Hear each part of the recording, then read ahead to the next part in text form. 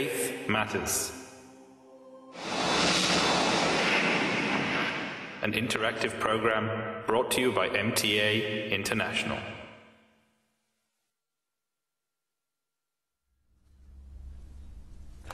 Assalamu alaikum and welcome to another edition of Faith Matters, an interactive program where you, the viewers, ask questions of our panel here on issues of religion, faith, contemporary issues, philosophical subjects or any other item, question which may arise in your mind.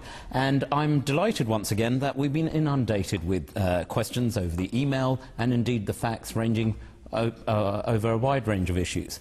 Just as a reminder for those wishing to write in, the email you need is faithmatters@mta.tv, and the fax number for those of you resorting to the fax machine, it's UK 44 208 687 8037.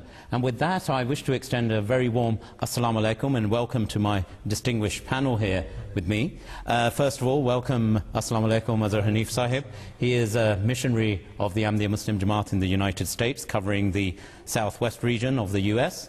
Next to him seated is the missionary in charge, Imam Mehdi Sahib from Canada. Welcome, Assalamu alaikum, Naseem Sahib.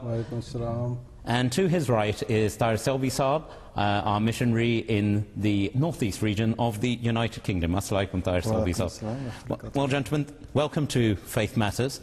We have a whole raft of different questions to go through yet again today, and let's kick straight off. There's one which we've got from Asma Siddiqui Sahiba from London. Jazakallah for your question, and it is quite a simple question, but I also think it'll probably require quite a detailed answer.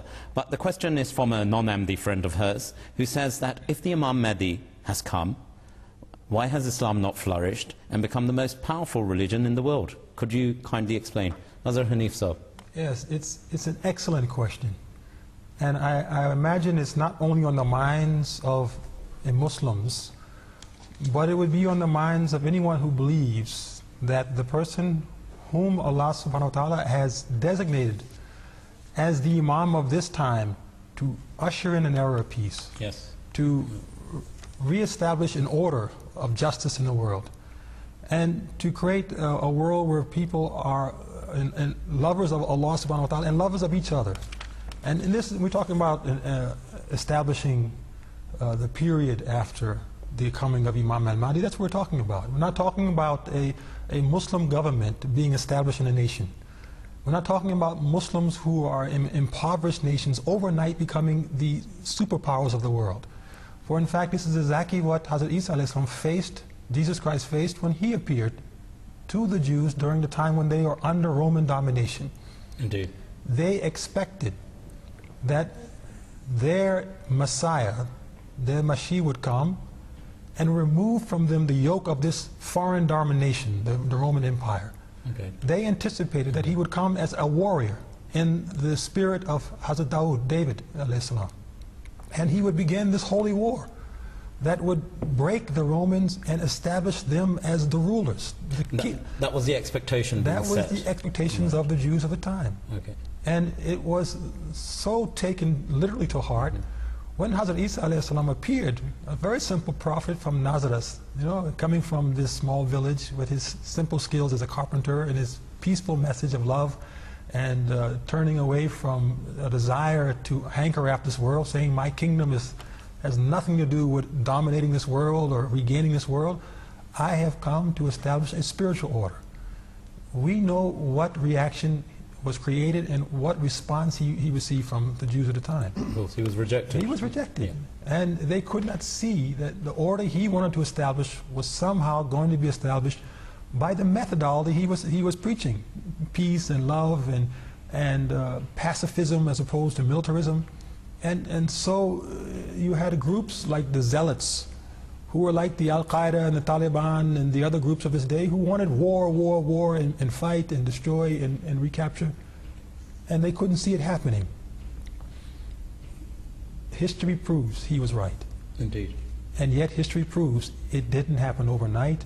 It didn't happen in a decade, a century. It took 3 long centuries before the Messiah sent to the Mosaic order finally established the peace, the prosperity, the kingdom of the Christians when the Roman government, who they couldn't beat through military means, finally caved in and accepted his teachings and began to promote them throughout the world. One may say that at that point it was no longer the Christianity taught by Christ, but that's another debate. Discussion. But the fact was the barriers were there. There was this very powerful ruling. Exactly, and it took time, which is the issue. It doesn't happen overnight. It's a slow progression. This is always the case when God sends either prophets or those who come to reform and rekindle and revive the message of the prophets. So the clear case here is in the case of Prophet Musa alayhi salam, the lawbearer. When his Messiah appeared, it took 3 centuries. Surprisingly enough, Hazrat Ahmad alayhi salam, Mirza Ghulam Ahmad Qadian, when he appeared, he says the same thing. It'll take 3 centuries basically for my message to take root in the world. And we have just covered 1 century of that message and that mission, and we're already seeing the signs of how it is doing exactly what Asma Siddiqui Sahaba desires, or her friend has desired, to create a foundation from which we'll usher in the world of peace, because the members of this community are peace-loving. Indeed. They are focused on Allah subhanahu wa ta'ala as the main aim and purpose of life. They are focused to be humane people, to be loving, to be those of a high order of brotherhood as the early Muslims were, and to establish justice in economic affairs and political affairs, etc. This is happening in the Jamaat. It's unfolding slowly again, but he says within these 3 centuries we'll see more and more signs of this era manifesting itself. So one has to really wait slowly for this to happen, and be patient. For even in the greatest messenger, which is the last point I would raise, before others may chime in here, even the greatest messenger, who we all in Muslims say was Prophet Muhammad sallallahu alaihi wasallam, he was unable to bring about this sudden change. You know, the Quran mentions the sa'a, the time when there will be a dramatic change. You know, it mentions that he received the prophecy while in Mecca. Of course. The sa'a, the period where there will be dramatic change, is very near.